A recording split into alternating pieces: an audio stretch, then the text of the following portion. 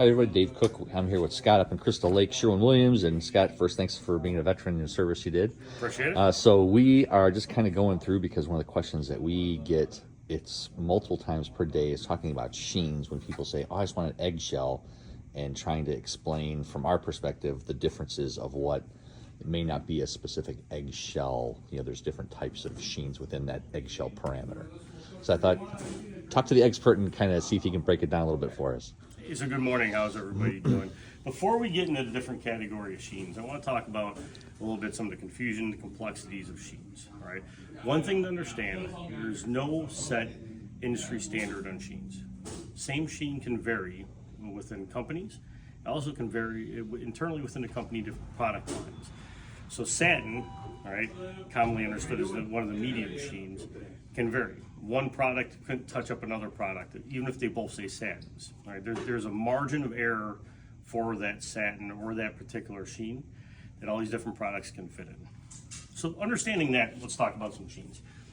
As you can see here on this chart, we have a wide variety of sheens.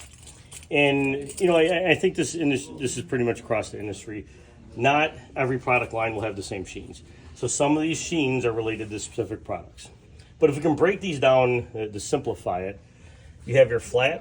Now, flat is the absence of sheen, right? Now, there is a little bit of sheen on there, but it's pretty much flat. Usually, these aren't washable products, right? But they hide imperfections very well. Then we get into our medium sheens, and that's the satin and eggshells. Now, you can see here for our company that satin and eggshell is close enough where it's listed as the same thing. Other companies, that may not be the case. But if you think about it this way, satins and eggshells are the medium sheens, the most common you see on walls. Stepping up from this, we have semi-gloss. Semi-gloss is the most common for interior woodwork. So when we're looking at trim, chair rail, doors, cabinets, furniture, you're typically seeing a semi-gloss. Can you do satins or glosses? Absolutely. I'd say the most common is that semi-gloss range. And then you have our gloss seam. You can see a considerable amount of shininess to that.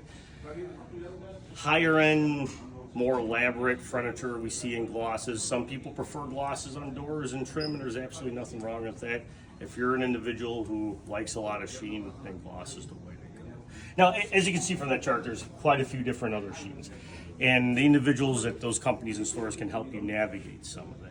A lot of these sheens will fit in a parameter of like, all these are considered somewhat satins or eggshells, right? Or these are more of the flat sheens, or these are typically gloss sheens. It does get confusing. So if you reach out to DeFranco or the people at Sherwin Williams or some of our competitors, we can help you navigate some of the complexities that we have concerning sheen. So within the different paint lines, like for the most part, like some of them may specifically say eggshell. Some of them, like Super Paint, says velvet.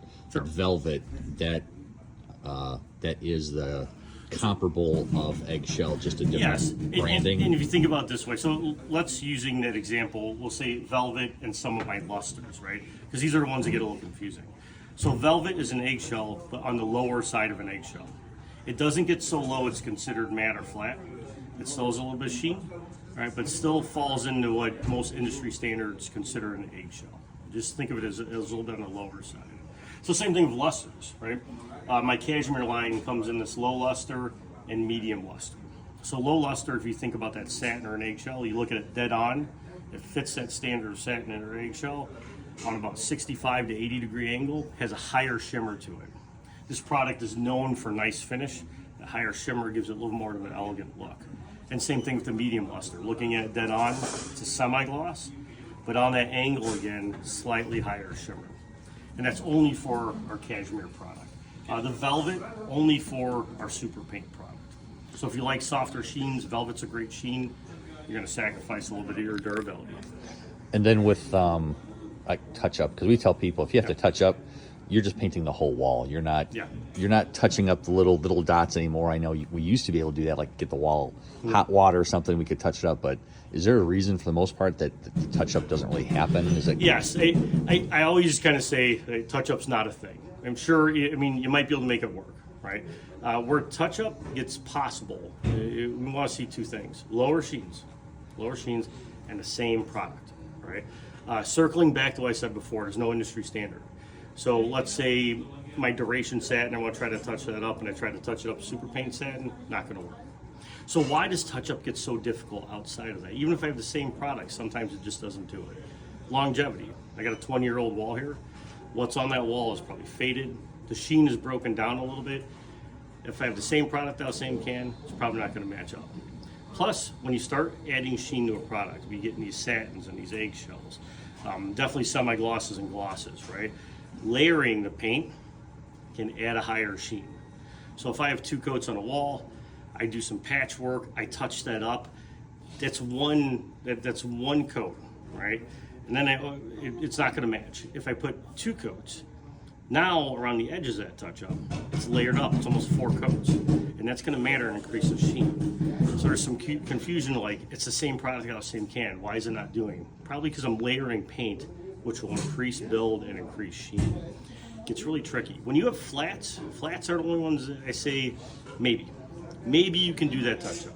Feathering in the edges, it might work, but it's challenging. Now, where close counts, wall to wall, all right? If I got significant patches up there, I paint one wall, and let's say it's even a different product, one satin and another, there's a good chance you're not even gonna notice that. The problems come when you put that spot right in the middle of the wall. That's where it gets challenging. There's also something that people underestimate when it comes to patches and touch-up. Let's say if I have that 12-year-old wall, right? I have 3, 4, 5 coats of paint on it, right? Well, that stipple builds up, okay? When you have patch, that's smooth.